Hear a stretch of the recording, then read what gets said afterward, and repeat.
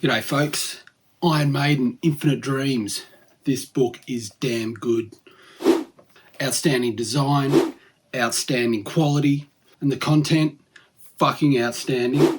Unseen photos of all the lineups, stage designs, costume designs, Bruce's exoskeleton jacket from the Summer in Time tour, Paul Di'Anno's leather jacket, whether you can call that costume design or not, I don't know, but it's fucking cool anyway. Bunch of stuff from Steve Harris's personal collection, diary entries from the early days, handwritten lyrics, Paul Di'Anno's resignation letter, and of course the artwork. The artwork was the main impetus for me to get this.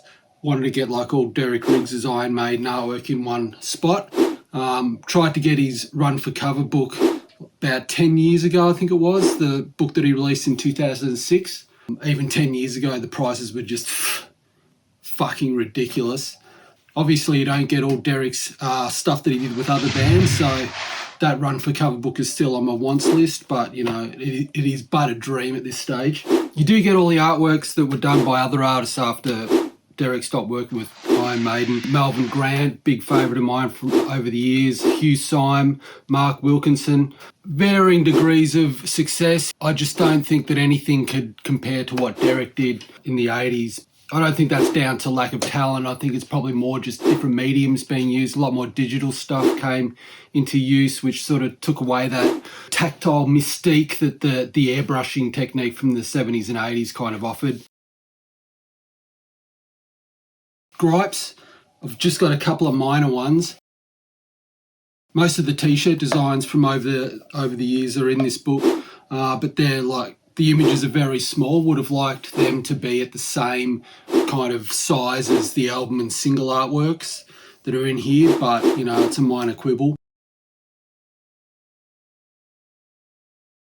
And the other thing is, I'm a big fan of the Paul Di'Anno years, so kind of would have liked a little bit more focus on those early years,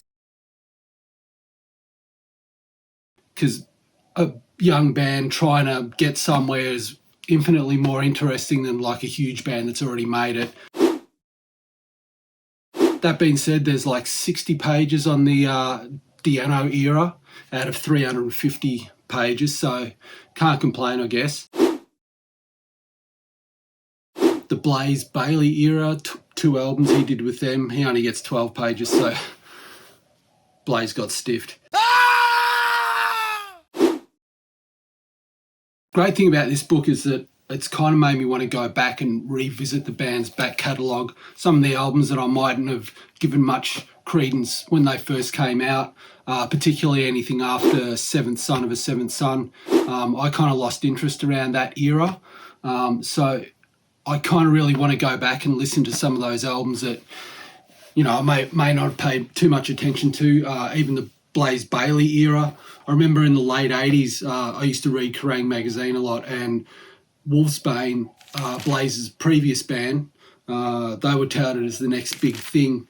I never actually got to hear any of their albums, but like I kind of really want to go back and listen to even the Wolfsbane stuff now. So if anything I've got from this book, it's like a reignited interest in you know, all things Iron Maiden and things outside of the band, even maybe the Adrian Smith project. Yannick Gears played with Ian Gillan. So yeah, it's sort of, you just branch out into all of these like sub areas, branching off from the band. Anyway, I paid $60 for this. It might have been 63 including postage, Australian dollars. If you can afford it, which I know in these times is a bit tough, but it's well worth that money. Like, you get so much for it. The book is heavy as. Yeah, just a great book, so go out and get it.